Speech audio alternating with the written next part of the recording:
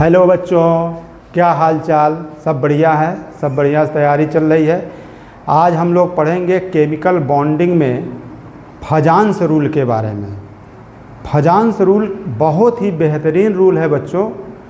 इससे निश्चित रूप से क्वेश्चन जो है आपको बोर्ड में भी आएगा और विभिन्न प्रकार के सारे कंपटीशनों में भी इसके क्वेश्चन आते हैं। तो फजांस रूल को हम लोग गहराई से समझते हैं।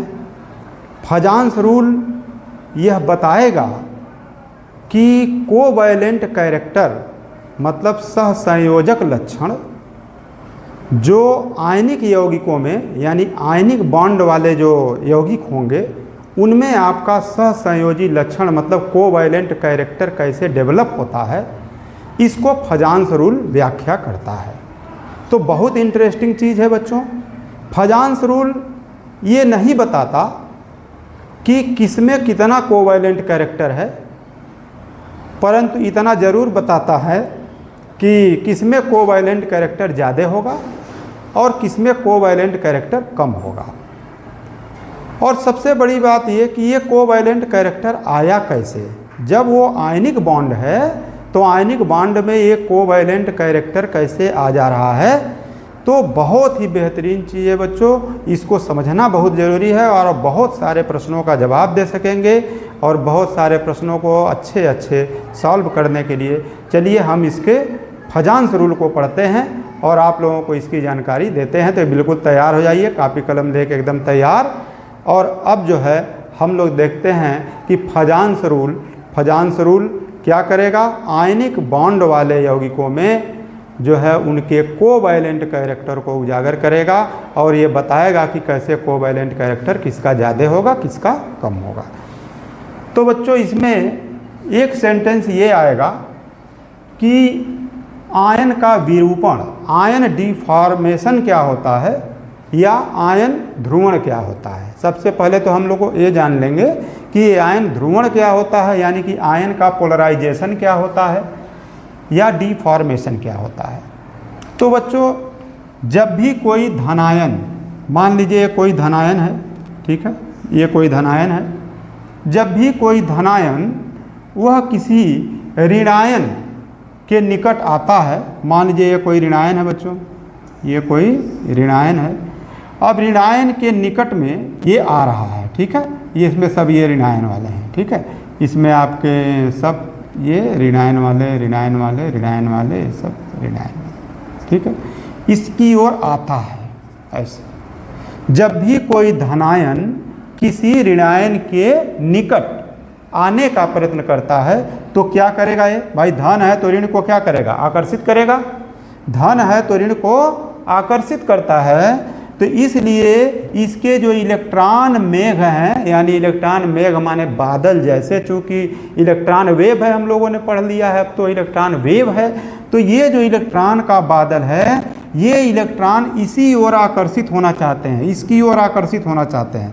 तो जब इसकी ओर आकर्षित होना चाहते हैं तो इसका शेप ही कुछ डिस्टर्ब हो जाता है बच्चों। जैसे मान लीजिए ये धनायन है, अब इसकी शेप जो है, जब सारे इलेक्ट्रॉन आके इधर ही लटक जाएंगे, सारे इलेक्ट्रॉन आके इधर ही लटक जाएंगे, तो इसकी शक्ल कुछ जो है यूं जो है इधर की ओर लटक जाती है, ठीक है बच्चों।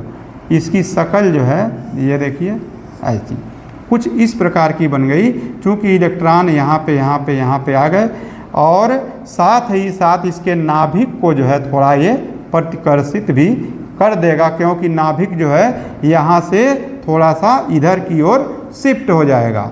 तो फिलहाल ये धनायन है और इस धनायन के कारण ये सारे ऋणायन इसके करीब आ गए हैं। बाकी बचे भी हैं, कुछ इधर उधर बचे भी हैं ऋणायन, लेकिन अधिकांश ऋणायन इसकी ओर आ गए। तो इसका रूप क्या हो गया बच्चों, विकृत हो गया। इसका रूप क्या हो गया, विकृत हो गया। यानी धनायन द्वारा इस ऋणायन का जो रूप विकृत हो गया है, इसी को बोलते हैं आयन विरूपण, यानी आयन डिफॉर्मेशन हो गया। और इसके कारण अब देखो इधर धन है और इधर सारे ऋण वाले आ गए, अब ऋण वाले आ गए, तब ये क्या हो गया भाई, तब तो यह एक धन हो गया ध्रुव, यानी पॉजिटिव पोल, और यह एक निगेटिव पोल की तरह व्यवहार करेगा। तो पता चला कि ये आयन पोलराइजेशन हो गया, मतलब आयन का क्या हो गया, ध्रुवण हो गया, क्योंकि यहाँ पर एक धन और एक ऋण हो गया। तो इसको बोलते हैं बच्चों आयन ध्रुवण, मतलब धनायन द्वारा ऋणायन का यहाँ पर क्या हो गया, ध्रुवण। ये क्या था बच्चों, ये था ऋणायन, ये ऋणायन था और ये आपके पास था धनायन। तो ऋणायन जो था, ऋणायन का ध्रुवण किसके द्वारा हुआ, धनायन के द्वारा।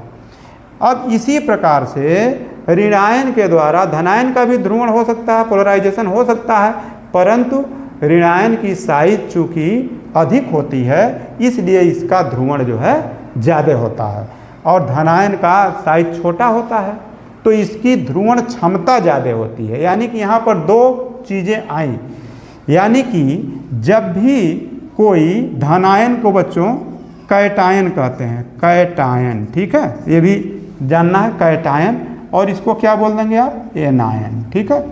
तो जब भी कोई कैटायन किसी एनायन के पास आता है तो उसके इलेक्ट्रॉन मेघ को वह अपनी ओर आकर्षित करता है, जिसके कारण इसके अंदर एक पोलराइजेशन डेवलप हो जाता है, और इस क्रिया को जो है हम लोग कहते हैं आयनों का ध्रुवण या आयन पोलराइजेशन क्रिया कहते हैं, ठीक। अच्छा, अब देखिए ये ध्रुवण जो हो रहा है ये किस पे निर्भर करेगा, ये ध्रुवण निर्भर करेगा कि इसकी पोलराइजिंग पावर क्या है, मतलब जो कैटायन है इसकी पोलराइजिंग पावर क्या है, पोलराइजिंग पावर क्या है, यानी कि इसकी ध्रुवण क्षमता क्या है, इस बात पे निर्भर करेगा कि इसकी ध्रुवण क्षमता क्या है। तो जब ध्रुवण क्षमता है तो जितना धनायन होगा, जैसे छोटा धनायन जितना ही ज़्यादा होगा तो उसकी ध्रुवण क्षमता जो होगी उतना ही अधिक होगी, यानी कि पोलराइजिंग पावर पे इसके निर्भर करेगा कि इसकी पोलराइजिंग पावर क्या है। अच्छा, पोलराइजेशन किसका होता है बच्चों, पोलराइजेशन सदैव होता है एनायन का, एनायन का पोलराइजेशन होता है, क्योंकि इनकी साइज बड़ी होती है इसलिए इनका हमेशा क्या हो जाएगा, पोलराइजेशन, एनायन का होगा पोलराइजेशन, और कैटायन जो है इसके अंदर जितनी ज़्यादा पोलराइजिंग पावर रहेगी उतना ज़्यादा इसको अट्रैक्ट करेगा इलेक्ट्रॉन मेघ को। अब जैसे मान लीजिए कि इलेक्ट्रॉन मेघ का मतलब मान लेते हैं, चलो हम लोग हैं या तुम लोग हो, तुम लोग या इलेक्ट्रॉन हो, समझ लो तो तुम लोग इलेक्ट्रॉन हो। अब मान लीजिए कोई एक सामान्य सा आदमी आ जाए और हम एक घेरा बनाए हों बच्चों, या एक घेरा बनाए हों, जैसे कि आप जाते हैं कहीं नेता होता आते हैं या कोई सेलिब्रिटी आता है, हीरो हीरोइन वगैरह ये सब आते हैं, तो वहाँ पर एक बैरिकेडिंग की गई रहती है। क्या की गई है, बैरिकेडिंग। तो बैरिकेडिंग की गई रहती है, तो फिर उसके बाद कोई भी यहाँ आवे जाए सब लोग आराम से बैरिकेडिंग के दूर दूर ही खड़े होते हैं। लेकिन जैसे ही वो सेलिब्रिटी आ जाए, मान लीजिए आपका सेलिब्रिटी कौन है, ऐश्वर्या राय, तो मान लीजिए आपकी सेलिब्रिटी ऐश्वर्या राय यहाँ आ गई, तो जैसे ही वो आएंगी तो ये सारे इलेक्ट्रॉन उधर की ओर आकर्षित हो जाएंगे, यानी कि हम आप क्या करते हैं, इसकी ओर आकर्षित हो जाते हैं, बिल्कुल लगता है रसरिया तोड़ देंगे, हैं, यानी कि इधर की ओर आकर्षित हो गए। तो वही चीज़ ये बताया जा रहा है, ये किस पे निर्भर कर रहा है, इसके पोलराइजिंग पावर पे। मान लीजिए अमिताभ बच्चन आ जाएं, तो अमिताभ बच्चन आ जाए तो सारे के सारे लोग भाग जाएंगे उनको देखने के लिए, ये कहीं ओर है ना, तो ये पोलराइजिंग पावर हो गई। अब मान लीजिए यहाँ पे जाके हम खड़े हो जाएं तो कौनो यहाँ देखे हैं, सब के सब वैसा इधर उधर रहेंगे, कौनो नहीं इधर आएंगे, क्यों, हमारी पोलराइजिंग पावर कम है। तो जिसकी पोलराइजिंग पावर ज़्यादा होगी तो फिर वह ज़्यादा से ज़्यादा अट्रैक्ट कर सकेगा। तो इस प्रकार से इसको चेक किया गया कि जो कैटायन, यानी कि जो कैटायन साइज में छोटा होता है उसकी पोलराइजिंग पावर ज़्यादा होती है, क्योंकि छोटे में ही वो सारे के सारे रहेंगे, सभी धनायन छोटे रूप में रहेंगे, छोटे साइज में रहेंगे, तो छोटे साइज में रहेंगे तो ज़्यादा धनायन रहेंगे। अब बड़ा साइज हो, कोई कमरा हो, बड़ा सा कमरा हो, उसमें 4-5 लोग खाली हैं, और एक छोटी जगह हो जिसमें ज़्यादा धनायन हो, और एक बड़ा कमरा जिसमें बहुत कम धनायन है, तो ऐसे में जो है जो छोटी साइज वाला होता है ये जो धनायन है ये ध्रुवण क्या करता है, ज़्यादा करता है। तो अब बच्चों आप लोग समझ गए होंगे कि ये पोलराइजेशन क्या हुआ, ठीक है। तो यहाँ पर और अब देखो क्या हो रहा है यहाँ पे। अब तो मान लो ये हो गया कि इसके किस पे निर्भर कर रहा है, ये इसकी पोलराइजिंग पावर। जितनी ज़्यादा इसकी पोलराइजिंग पावर होगी बच्चों, उतने ज़्यादा ये इलेक्ट्रॉन को अट्रैक्ट करेगा। ठीक, अच्छा अब ये कर तो लिया अट्रैक्ट, तो यहाँ पर पोलराइजेशन तो हो गया, लेकिन बच्चों ये जो इलेक्ट्रॉन की शेयरिंग दिख रही है आपको, ये देखिए इलेक्ट्रॉन की शेयरिंग दिख रही है, तो भैया ये तो आयनिक बॉन्ड लग रहा था, धन और ऋण आयनिक बॉन्ड है, आयनिक बॉन्ड है।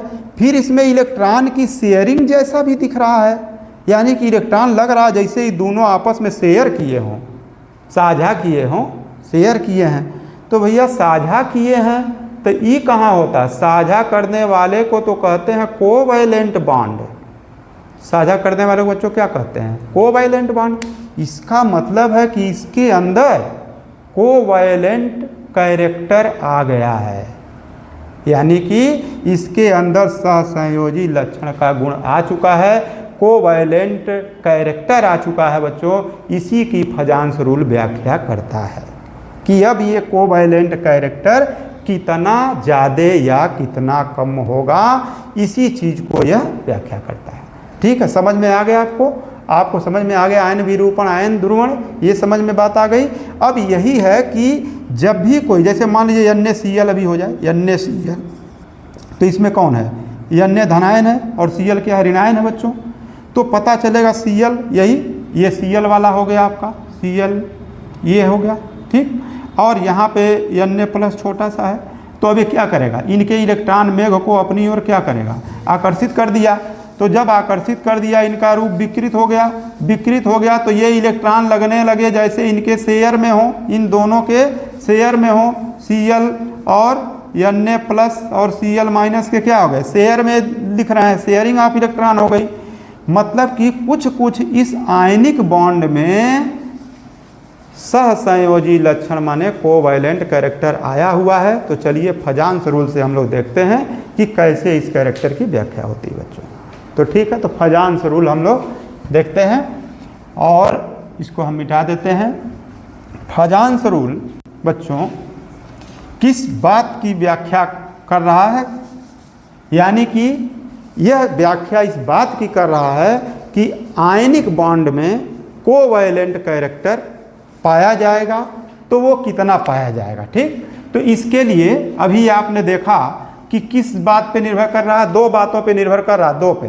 एक किस पे निर्भर कर रहा है बच्चों, ध्रुवण क्षमता, याद रखना इस चीज को, ध्रुवण क्षमता मतलब पोलराइजिंग पावर। एक तो इस पे निर्भर कर रहा है, तो इसको बच्चों शॉर्टकट में हम लोग PP लिख दिया करेंगे, PP, ठीक है, पोलराइजिंग पावर। अब मान लो बार बार नहीं लिखेंगे ना पोलराइजिंग पावर, तो PP लिख देंगे। अच्छा, ठीक। और एक हो गया सहसंयोजी लक्षण, यानी कि सहसंयोजी लक्षण बच्चों, तो इसको हम लोग बार बार कहेंगे covalent character, covalent character, CC बोलेंगे, ठीक है। तो कोवैलेंट कैरेक्टर यही देखना है, तो CC और पोलराइजिंग पावर को हम लोग कहेंगे PP। ये बात को हम ध्यान में रखेंगे। अब चलिए सीखते हैं हम लोग फजांस रूल। तो बच्चों फजांस रूल ये कहता है कि सबसे पहला पॉइंट ये फजांस रूल व्याख्या करता है कि जो धनायन की साइज होगी बच्चों, धनायन की साइज, यानी कि साइज ऑफ कैटायन, ठीक है, size of cation, size of cation जितना ही छोटा होता है वह उतना ही अधिक उसकी ध्रुवण क्षमता होती है, यानी पोलराइजिंग पावर उतने ही ज़्यादा होती है। यानी कि छोटे धनायन का पोलराइजिंग पावर ज़्यादा होता है। तो ये हो गया इसका कि छोटे धनायन जो होंगे वह जो है पोलराइजेशन करेंगे ज़्यादा से ज़्यादा मात्रा में। तो छोटा धनायन की साइज जब बड़ी हो, इसका मतलब क्या हो गया, इसका मतलब हो गया कि धनायन की जो, मान लीजिए हमारे पास क्या, लिथियम है, सोडियम है, पोटेशियम है, रुबिडियम है, ये है। तो अब मान लीजिए लिथियम धनायन है, सोडियम धनायन है, पोटेशियम धनायन है, रुबिडियम धनायन है। ठीक, अब इनकी जो है साइज, अब बताओ बच्चों इसमें से साइज जो है किसकी सबसे छोटी है, तो पता चलेगा लिथियम की साइज सबसे छोटी है, तो बस इसी की पोलराइजिंग पावर सबसे ज़्यादा होगी। फिर सोडियम की साइज इससे सोचिए तो इससे, फिर इसकी इससे, तो पता चल गया। यानी कि जिस धनायन की साइज छोटी होगी उसकी पोलराइजिंग पावर ज़्यादा होगी।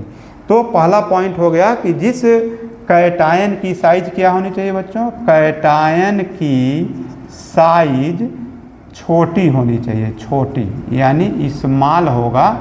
ठीक, उसका उसका उसका पीपी अधिक होगा, उसका पीपी अधिक होगा। तो छोटी साइज जैसे मान लीजिए आपके पास हो जाए बेरिलियम, बेरिलियम है, बेरिलियम से बड़ा कौन है, मैग्नीशियम, मैग्नीशियम से बड़ा कौन है, कैल्शियम, इससे बड़ा कौन है, स्ट्रांसियम। तो इनकी साइज बड़ी है, भले ये धनायन है, ये 2+ वाले धनायन है सब। ठीक है, तो ये इनकी क्या होगी, साइज किसकी छोटी है, इसकी, इसलिए इसकी पोलराइजिंग पावर सबसे अधिक होगी। ठीक, पहला पॉइंट सबके समझ में आ गया। यानी कैटायन की साइज क्या होनी चाहिए बच्चों, छोटी से छोटी होनी चाहिए, तब उसकी ध्रुवण क्षमता ज़्यादा होगी। चलिए अब दूसरा समझते हैं बच्चों, अब इसको आप लोग नोट कर लीजिए। अच्छा, दूसरा भी समझ लेते हैं, ये आप समझ लेते हैं। देखो दूसरा होगा बच्चों कि धनायन पर आवेश, धनायन पर आवेश यानी कि चार्ज ऑफ कैटायन। ठीक है, चार्ज ऑफ कैटायन, तो चार्ज ऑफ कैटायन जितना ही अधिक होगा उसकी पोलराइजिंग पावर उतनी ही अधिक होगी। यानी कि चार्ज ऑफ कैटायन जितना जितना अधिक होगा पीपी अधिक होगा। पीपी क्या होगा, अधिक होगा। जितना अधिक होगा उसका चार्ज उतना ही उसकी ध्रुवण क्षमता क्या होगी, ज़्यादा होगी बच्चों। ठीक है, तो ध्रुवण क्षमता उतना ही क्या हो गई, ज़्यादा हो गई। ठीक है,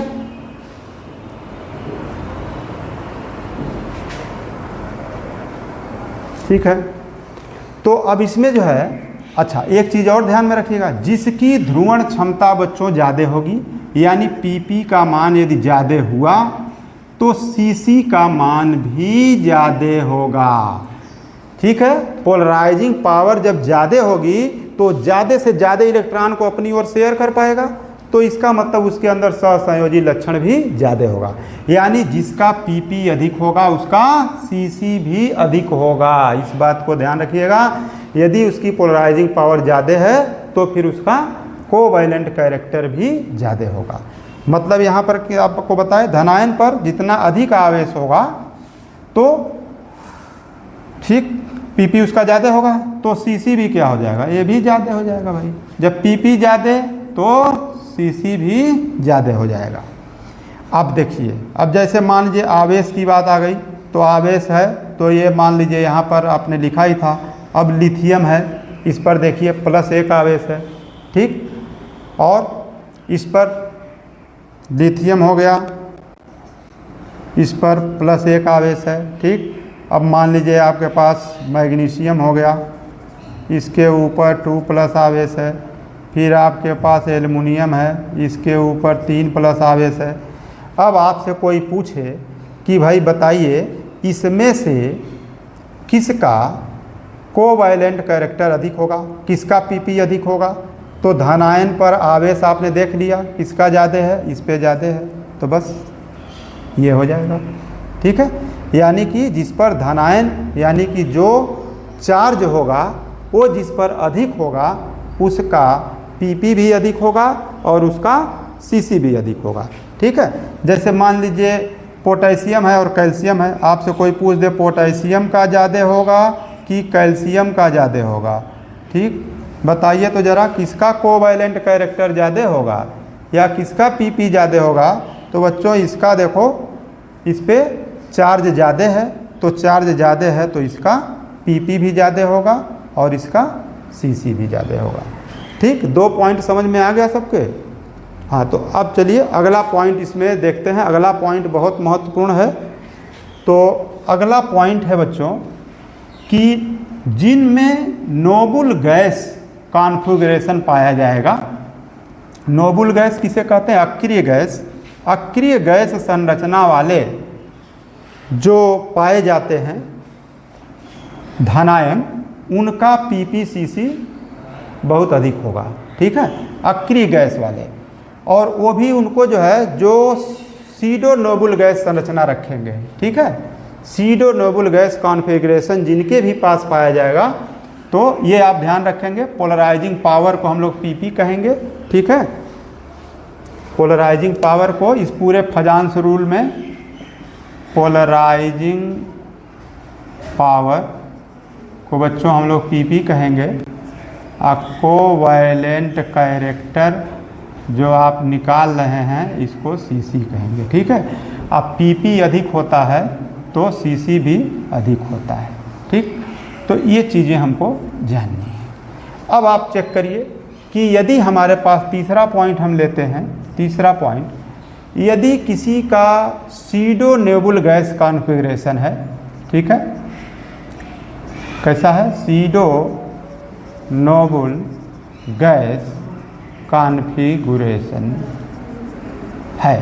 ठीक है, यानी कि नोबल गैस की क्या होता है? NH2 NP6, ये जिसमें पाया जाता है उसको हम लोग बोलते हैं कि वो अक्रिय गैस है, यानी कि नोबल गैस का कॉन्फ़िगरेशन है ये। सीडो नोबल गैस बच्चों वो होता है, सीडो नोबल गैस कॉन्फ़िगरेशन उसे कहेंगे जिसमें NH2 NP6 ND10 ये कॉन्फ़िगरेशन जिनमें पाया जाएगा बच्चों, एकदम से रट लीजिए, ये कॉन्फ़िगरेशन जिसमें भी पाया जाएगा उसका PP सदैव अधिक होगा, उसका CC भी बहुत ज़्यादा होगा। इसको बोलते हैं pseudo noble gas configuration. Pseudo noble gas configuration जिसमें भी पाया जाएगा तो उसका कोवैलेंट कैरेक्टर बहुत ज़्यादा होता है। भैया ज़रा चेक करते हैं कौन कौन सीडो नोबल गैस वाले हैं। जैसे मान लीजिए कापर है आपके पास बच्चों, कापर 29 है। आप इसका इलेक्ट्रॉनिक कॉन्फ़िगरेशन लिखिए 1H2 2H2 2P6 3H2 3P6 और 3D10 और 4S1 ये है। तो देखो बच्चों Cu प्लस आ गया। ठीक है, तो Cu प्लस का कॉन्फ़िगरेशन क्या बनेगा? 1H2 2H2 2P6 3H2 3P6 3D10। ये देखना जरा, ये क्या हो गया? ये हो गया सीडो नोबल गैस कॉन्फ़िगरेशन। ठीक है, सीडो नोबल गैस कॉन्फ़िगरेशन बच्चों यह जिसमें पाया जाएगा ना उसका PPCC बहुत अधिक होता है। एकदम से नोट कर लीजिए, यदि कहीं परीक्षा में ये दिख गया तो इसी पर नंबर 1 पे निशान लगा देना। ठीक है, और है, और कौन है? जैसे जिंक है, जिंक का 30 होता है, तो इलेक्ट्रॉनिक कॉन्फ़िगरेशन इसका भी 1H2 2H2 और 2P6 3H2 3P6 3D10 4H2 बच्चों ये होता है।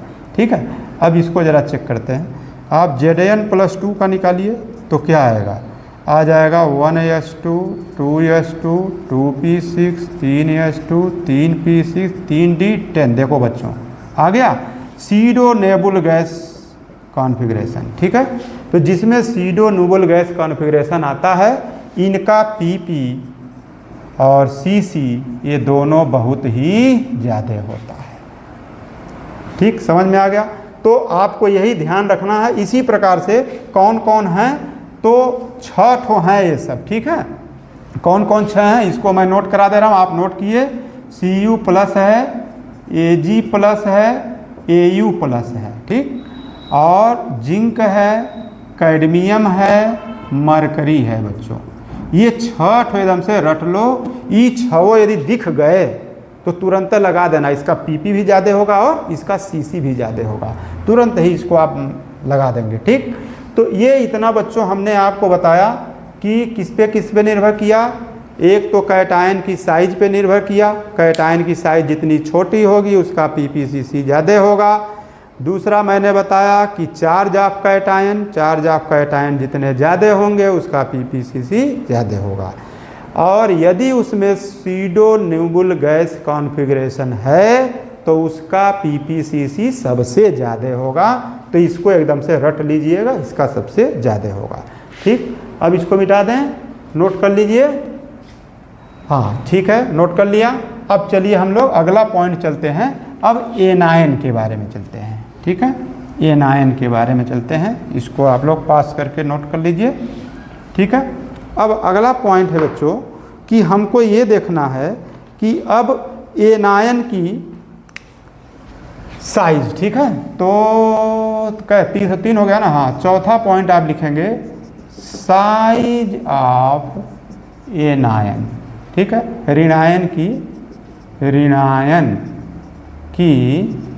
साइज। ठीक है, ऋणायन की साइज।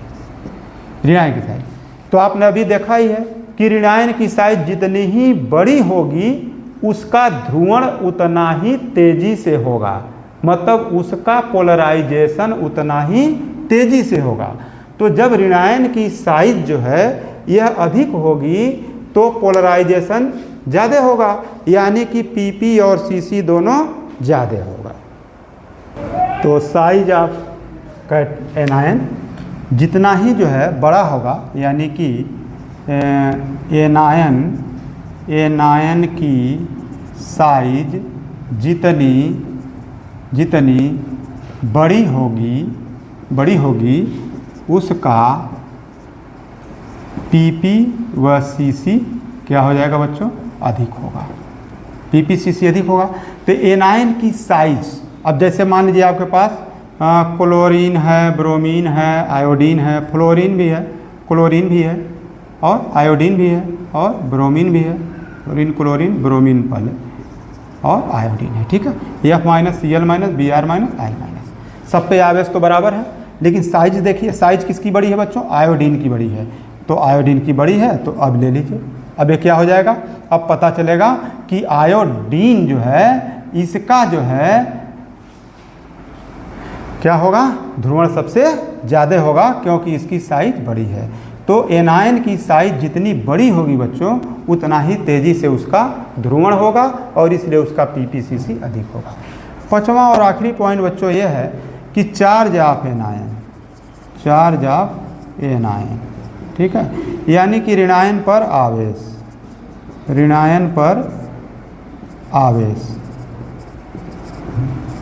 तो आवेश ऋणायन पर जितना ही ज़्यादा होगा, यानी चार्ज ऑफ एनायन जितने ही ज़्यादा होगा उतने ही उसकी जो है ध्रुवण उसका उतने ही ज़्यादा होगा, यानी कि पीपी और सीसी उतना ही ज़्यादा होगा।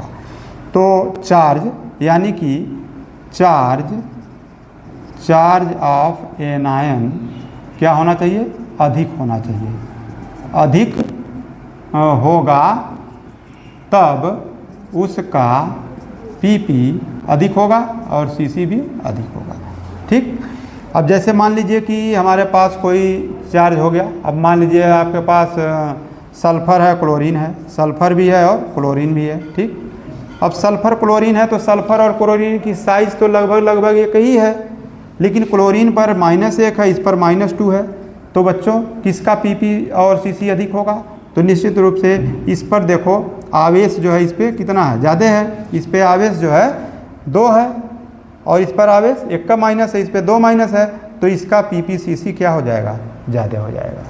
तो यानी कि चार्ज ऑफ एनायन जितना ही अधिक होगा उसका पीपीसीसी उतना ही अधिक होगा। ठीक, अब चलिए अब पूरा समराइज कर लेते हैं फजांस रूल, फिर अच्छे क्वेश्चन लगाते हैं। इतनी चीज़ें आप लोग जान गए, ये टोटल जो है मिला करके आपका हो गया फजांस रूल। तो फजांस रूल की टोटल समरी आ गई कि जो भी कोवैलेंट कैरेक्टर है, कोवैलेंट कैरेक्टर ये किस बात पे निर्भर किया, कोवैलेंट कैरेक्टर इस बात पे निर्भर किया, एक तो हुआ है पोलराइजिंग पावर किसकी है और एक पोलराइजेशन। ठीक है, एक पोलराइजिंग पावर पे निर्भर किया और एक किस पे किया, पोलराइजेशन पे। पोलराइजेशन किसका हो रहा है, ऋणायन का। पोलराइजिंग पावर किसकी होगी, धनायन का, मतलब कैटायन का। और ये हो गया पोलराइजेशन एनायन का। ठीक, अब आपने सीखा क्या, आपने इस पे यही सीखा कि किसका पीपीसीसी ज़्यादा होगा। तो पीपीसीसी बच्चों उसका ज़्यादा होगा। तो टोटल पॉइंट आपने सीख लिया। पहला पॉइंट आपने ये सीख लिया, पॉइंट नंबर 1 आपने क्या सीख लिया कि जो कैटायन होगा, कैटायन साइज क्या होनी चाहिए, स्मॉल होनी चाहिए। ठीक है, एक ठो। दूसरा क्या आपने सीखा, साइज जितना स्मॉल होगा उसका पीपी उतना ही ज़्यादा होगा और सीसी भी ज़्यादा होगा। अच्छा, साइज स्मॉल होनी चाहिए। दूसरा आपने क्या पढ़ा, charge of cation. Charge of cation जितना ही अधिक होगा, चार्ज ऑफ कैटायन जितना ही अधिक होना चाहिए, यानी कि चार्ज ऑफ कैटायन क्या होना चाहिए, मैक्सिमम होना चाहिए, मैक्सिमम होना चाहिए। तो मैक्सिमम होगा तो उसका पीपी ज़्यादा होगा, उसका सीसी ज़्यादा होगा। चार्ज ऑफ कैटायन मैक्सिमम होना चाहिए। फिर तीसरा आपने क्या पढ़ा, यदि उसके पास सीडो नोबल गैस कॉन्फ़िगरेशन है, सीडो नोबल गैस कॉन्फ़िगरेशन है, मतलब कि क्या कहते हैं उसको आप कहते हैं NH2NP6ND10। ये वाला यदि कॉन्फ़िगरेशन है किसी के पास बच्चों, तो फिर उसका पीपी और सीसी बहुत ज़्यादा होगा। ठीक, अब ये कौन कौन है, तो इसका नाम भी आप जान गए हैं कि इसमें Cu+ होगा, Ag+ होगा, Au+ होगा, और कौन होगा, Zn+ होगा, और Cd+ होगा, और Hg+2 होगा। ठीक है, यही लोग होंगे, ये हो गए। तो ये जो है आप याद रख लेंगे। ठीक है, तो इनको जो है हम याद रखेंगे कि ये 6 हैं जो सीडो नोबल कॉन्फ़िगरेशन वाले हैं। फिर अगला पॉइंट आपने क्या पढ़ा, अगला पॉइंट ये पढ़ लिया कि एनायन की जो साइज है, एनायन की जो साइज है, एनायन की साइज है वो क्या होनी चाहिए, लार्ज होनी चाहिए। यानी जितने ही बड़ी होगी तब उसका पीपी भी ज़्यादा होगा और उसका सीसी भी ज़्यादा होगा। फिर आपने पढ़ा charge of anion, charge of anion. तो चार्ज ऑफ एनायन जितना ही अधिक होगा, मैक्स होगा, तो उसका पीपी भी अधिक होगा और सीसी भी अधिक होगा। तो इस प्रकार से आपने फजान रूल का पूरा समराइजेशन कर लिया। अब बच्चों ये बताइए कि जब उसका कोवैलेंट कैरेक्टर ज़्यादा होगा तो इसमें एक प्रश्न और आएगा आगे, अच्छे अच्छे प्रश्न और आएंगे। कौन सा प्रश्न आगे आ जाएगा, आगे प्रश्न ये आ जाएगा कि सहसंयोजी यौगिकों के लक्षण आप लोगों ने पढ़ा है और वैद्युत संयोजी यौगिकों के लक्षण आपने पढ़ा है। आपने पढ़ा है कि सहसंयोजी वैद्युत संयोजी यौगिक जो होते हैं वो जल तथा ध्रुवीय विलायक में विलय हो जाते हैं, उसमें सॉल्युबल हो जाते हैं। लेकिन जो कोवैलेंट कंपाउंड होता है वो जल अथवा ध्रुवीय विलायक में नहीं घुलता है, अविलय होता है। अरे तब तो बहुत अच्छा क्वेश्चन यहाँ सॉल्व करना पड़ेगा। तब तो ये पूछा जाएगा कि बताओ इसमें से कौन विलय होगा कौन नहीं विलय होगा, तो आप बता देंगे। तो जिसमें बच्चों कोवैलेंट कैरेक्टर ज़्यादा होगा वो निश्चित रूप से जल में विलय नहीं होगा। तो जो सहसंयोजी लक्षण आपने वहाँ पढ़ा था वो लक्षण या गुण यहाँ पर काउंट होंगे कि वो जल में विलय नहीं होगा। तो इस पर भी आप सवाल लगा पाएंगे कि वो जल में विलय नहीं होगा। चलो इसको भी नोट ही कर लेते हैं। अच्छा चलो इसका रिजल्ट क्या आया इसको भी नोट कर लेते हैं। ये चलो यहाँ नोट करा देते हैं। क्या इससे पता चल जाएगा बच्चों, कोवैलेंट कैरेक्टर सीसी यदि बहुत ज़्यादा है, यानी कोवैलेंट कैरेक्टर यदि ज़्यादा है तो क्या होगा, पहला फैक्ट ये पड़ेगा कि जल में अविलय होगा। जल में क्या होगा, अविलय होगा, यानी सॉल्युबिलिटी उसकी कम होगी। सॉल्युबिलिटी क्या होगी, कम होगी, लो होगी। ठीक, दूसरा क्या होगा फर्क पड़ेगा, दूसरा ये होगा आपने पढ़ा है सहसंयोजकों के लक्षण कि उनका मेल्टिंग पॉइंट और बॉइलिंग पॉइंट ये भी कम हो जाएगा। तो उसका मेल्टिंग पॉइंट ये कम हो जाएगा, बॉइलिंग पॉइंट भी कम हो जाएगा। ठीक है, MB माने मेल्टिंग पॉइंट का मतलब क्या होता है बच्चों, गलनांक कम हो जाएगा। और बॉइलिंग पॉइंट का मतलब होता है क्वथनांक, यह भी कम हो जाएगा। यानी कि गलनांक और क्वथनांक कम हो जाएगा यदि उसमें कोवैलेंट कैरेक्टर ज़्यादा होंगे। तीसरी बात ये आ जाएगी कि उसका जो कलर इम्पोर्टिंग है, कलर इम्पोर्टिंग जो है ये बढ़ जाएगा। ठीक है, यानी कि रंग की गहराई जो है बढ़ जाएगी, यानी कलर थोड़ा गाढ़ा हो जाएगा। तो ये चीज़ें इसमें मिलेंगी, ये भी नोट कर लीजिए साथ में। इस पे आधारित सब सवाल लगेंगे कि जिसका कोवैलेंट कैरेक्टर ज़्यादा होगा वह जल में विलय नहीं होगा, सॉल्युबल नहीं होगा, और उसका गलनांक क्वथनांक कम होगा, और उसमें कलर इम्पार्टिंग जो होगी यानी कि कलर का जो रंग होगा वो उसमें अधिक होगा। तो चलो अब कुछ क्वेश्चन लगाते हैं इस पर आधारित, कुछ इसको मिटा देते हैं और बच्चों इसी पर आधारित जो है अब कुछ क्वेश्चन आप लोग हल करिए फटाफट। चलिए, क्वेश्चन नंबर 1 में आप ये बताइए कि इनमें से कोवैलेंट कैरेक्टर किसमें ज़्यादा है, किसमें कोवैलेंट कैरेक्टर अधिक है। मान लीजिए मेरे पास है लिथियम क्लोराइड। ठीक है, लिथियम क्लोराइड है, और लिथियम के समानुपात में और कौन है, मान लीजिए सोडियम क्लोराइड है, और कौन है, पोटेशियम क्लोराइड है, और मान लीजिए लिथियम, सोडियम, पोटेशियम, रुबिडियम भी दे देता हूँ आपको। अब आपको बताना है कि इनमें से किसमें कोवैलेंट कैरेक्टर अधिक है बच्चों। तो क्या करेंगे आप देखिए, निगेटिव आयन तो सेम टू सेम है, तो इससे अब आपके पास पॉइंट क्या क्या है, धनायन की पहले साइज देखिए, ऋणायन की साइज तो सेम टू सेम हो गई, ऋणायन पे आवेश भी सेम टू सेम है। धनायन की साइज देखिए, लिथियम, लिथियम तो दूसरे आवर्त में पड़ता है, सोडियम तीसरे में, पोटेशियम चौथे में, रुबिडियम पांचवें में, तो ये तो बहुत भारी अंतर है।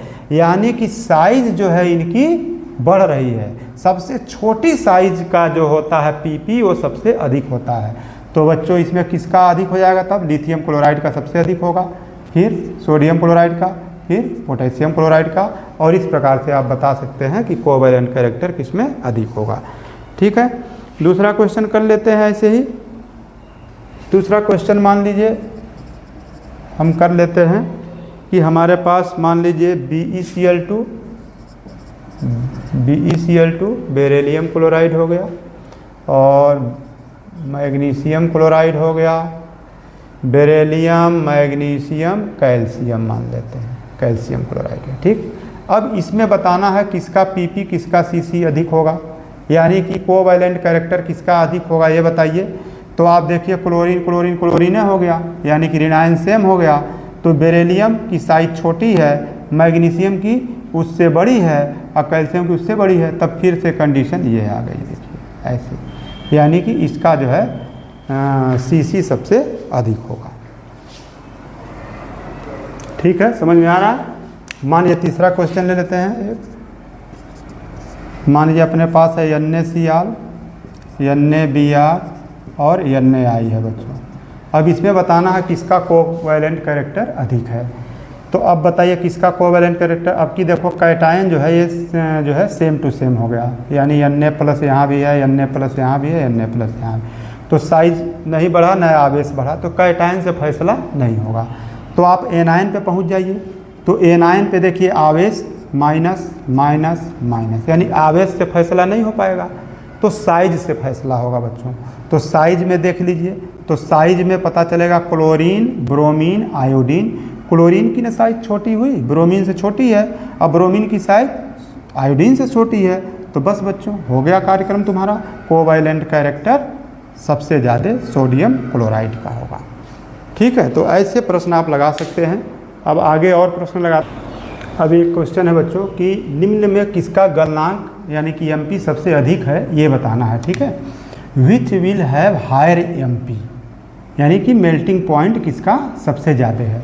तो आपको बच्चों क्या बताए हैं, आपको ये बताए हैं कि कोवैलेंट कैरेक्टर जिसका सबसे ज़्यादा होगा, कोवैलेंट कैरेक्टर ज़्यादा होगा तो उसका एमपी और बीपी, एमपी कम होगा, बीपी भी उसका कम होगा, और जल में वह अविलेय होगा।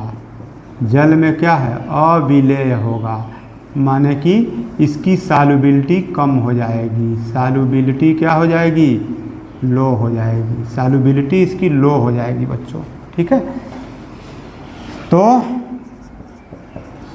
सॉल्युबिलिटी इसकी क्या हो गई, लो हो गई। तो ये चीज़ ध्यान में रखना कि कोवैलेंट कैरेक्टर जिसका ज़्यादा होगा उसका एमपी बीपी कम हो जाएगा। तो अभी हमसे क्या पूछा इसमें इस सवाल में ये पूछ रहा है कि which will have higher MP, यानी कि मेल्टिंग पॉइंट किसका ज़्यादा है। तो बच्चों मेल्टिंग पॉइंट उसका ज़्यादा होगा जिसका कोवैलेंट कैरेक्टर कम होगा। तो अभी चेक करते हैं कि किसका कोवैलेंट कैरेक्टर पहले कम है कि ज़्यादा है। तो आप देखिए यहाँ पर ये तो एनायन इसमें सेम है, देखो एनायन सेम है, एनायन क्या है, सेम है। तो हम किससे देख लेंगे, कैटायन को देखेंगे। तो कैटायन को देखें, बेरिलियम है मैग्नीशियम है, तो बेरिलियम और मैग्नीशियम है, लेकिन बेरिलियम पर चार्ज यदि देखा जाए तो +2, इस पर भी चार्ज +2। तो चार्ज से फैसला नहीं हो पाएगा, इसके साइज से फैसला हो गया। तो साइज से फैसला हो गया तो इसकी साइज बड़ी हो गई, मैग्नीशियम की साइज बड़ी हो गई बच्चों, और बेरिलियम की साइज छोटी हो गई। तो जिसका साइज छोटा होता है धनायन का, उसका कोवैलेंट कैरेक्टर ज़्यादा होता है। तो इसका मतलब BeF2 का कोवैलेंट कैरेक्टर क्या होगा, ज़्यादा होगा। तो इसका तो एमपी कम हो जाएगा, क्योंकि जिसका कोवैलेंट कैरेक्टर ज़्यादा उसका एमपी कम हो गया। तो इसका मतलब कि आपका आंसर क्या हो जाएगा, इसका MgF2 का मेल्टिंग पॉइंट ये क्या हो जाएगा, अधिक हो जाएगा। MgF2 का मेल्टिंग पॉइंट अधिक हो जाएगा, ठीक है। तो इस प्रकार से हम लोग कोवैलेंट कैरेक्टर को ज्ञात करके जो है बता देंगे। जैसे मान लीजिए दूसरा सवाल यदि हम लोग लिया जाए, जैसे मान लीजिए हमारे पास है CaCl2 और मान लेते हैं CaBr2, CaCl2 CaBr2, ठीक है। बताइए इनमें से किसका मेल्टिंग पॉइंट ज़्यादा है, इनमें से किसका मेल्टिंग पॉइंट ज़्यादा है। तो अब की देखिए, अब की बच्चों एनायन सेम हो गया, देखिए एनायन क्या, अरे सॉरी, इसमें देखो कैटायन सेम हो गया, कैटायन क्या हो गया, सेम है। तो फैसला कौन करेगा, ये दोनों करेंगे। इन पे चार्ज बराबर है, माइनस माइनस ही है, चार्ज बराबर है। साइज देख लेंगे, ब्रोमीन की साइज ज़्यादा है बच्चों। तो ऋणायन में यानी कि कैटायन में जिसकी साइज बड़ी होती है तो उसका CC ज़्यादा होता है। तो इसका मतलब इसका साइज बड़ा है तो इसका CC क्या होगा, ज़्यादा होगा। तो CC ज़्यादा होगा तो इसका MP कम होगा। इसका मतलब फिर CaCl2 का MP जो है ज़्यादा हो गया, ठीक। तो इसका मेल्टिंग पॉइंट ज़्यादा हो गया। अच्छा, फिर मान लीजिए हमारे पास NaCl है और CuCl है, ठीक है। NaCl ले लेते हैं और CuCl ले लेते हैं। अब देखिए ज़रा सा यहाँ पर क्या है, अब यहाँ पे तो तुमको कुछ सोचना नहीं है, क्या नहीं सोचना है। ये देखो Cu क्या है, ये सीडो नेबुल गैस कॉन्फ़िगरेशन रखता है बच्चों, सीडो नेबुल गैस कॉन्फ़िगरेशन रखता है। तो आपको बताया गया था कि जो सीडो नेबुल गैस कॉन्फ़िगरेशन रखते हैं उनका CC बहुत हाई होता है। तो फिर इसका CC बहुत अधिक हो गया। तो फिर जब बहुत हो गया तो इसका मेल्टिंग पॉइंट क्या हो जाएगा, कम हो जाएगा बहुत। तो इसका मतलब किसका मेल्टिंग पॉइंट ज़्यादा होगा, तो NaCl का मेल्टिंग पॉइंट CuCl से ज़्यादा हो जाएगा। मान लीजिए हम ले लेते हैं KCl AgCl ले लीजिए। अब क्या होगा बच्चों, KCl AgCl, देखो इसमें भी क्या है, तुम्हारे एनायन सेम है, एनायन जो है ये क्या है, सेम है। और धनायन में देखो यानी कि जो कैटायन है उसमें K+ है और Ag+ है। तब तक पता चला अरे ये तो Ag+ आ गया, ये तो सीडो नेबुल गैस कॉन्फ़िगरेशन रखता है भाई। तो जब सीडो नेबुल गैस कॉन्फ़िगरेशन रखता है तब तो इसका CC सबसे ज़्यादा होगा, इससे ज़्यादा हो जाएगा। तो जब ज़्यादा हो जाएगा तब इसका मेल्टिंग पॉइंट कम होगा, तब KCl का मेल्टिंग पॉइंट क्या हो जाएगा बच्चों, ज़्यादा हो जाएगा। तो देखें आप कितनी आसानी से आप इस कोवैलेंट कैरेक्टर्स इसको ज्ञात कर सकते हैं। चलो कुछ सॉल्युबिलिटी का भी सवाल लगाते हैं। अब इसमें बताना है बच्चों व्हिच इज मोर सॉल्युबल, यानी इसमें से कौन सॉल्युबल जो है ज़्यादा होगा या कौन कम होगा। तो इसके लिए बच्चों क्या आपने पढ़ा, आपने पढ़ा कि CC जिसका ज़्यादा होता है उसका MP व BP ये कम हो जाता है, ठीक। और क्या होता है, जल में जो उसकी सॉल्युबिलिटी है, सॉल्युबिलिटी ये क्या होती है, ये भी कम हो जाती है। और कलर इम्पार्टिंग जो है, कलर इम्पार्टिंग जो है ये क्या होता है, बढ़ जाता है, यानी कलर की गहराई जो है बढ़ जाती है, लेकिन तो ये चीज़ें जो है घट जाती हैं। तो अभी क्या पूछ रहा है, व्हिच चीज़ मोर सॉल्युबल, यानी इनमें से कौन अधिक विलेय है, ये आपको बताना है, कौन किसकी विलेयता अधिक है किसकी कम है, ठीक। तो किसकी सॉल्युबिलिटी अधिक है किसकी कम है, तो हम पहले CC निकाल लेते हैं। तो देखिए यहाँ पर क्या है, यहाँ पे ये Fe जो है, यहाँ पे देखो इसके ऊपर 3 प्लस चार्ज हो गया और इसके ऊपर 2 प्लस चार्ज है, ठीक। इसमें एनायन तो सेम है, कैटायन भी सेम है, लेकिन कैटायन के चार्ज में डिफरेंस है। तो चार्ज किसका ज़्यादा है, चार्ज Fe इसका ज़्यादा है, 3 प्लस है, तो इसका चार्ज ज़्यादा है। तो चार्ज ज़्यादा है तो इसका CC ज़्यादा होगा। जब इसका CC ज़्यादा होगा तो इसकी सॉल्युबिलिटी क्या होगी, कम होगी।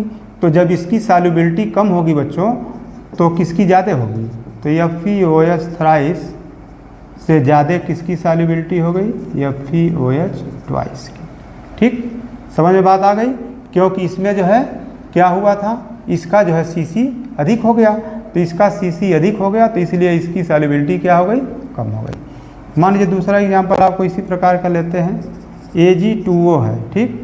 और मान लीजिए हम ले लेते हैं Ag2S है।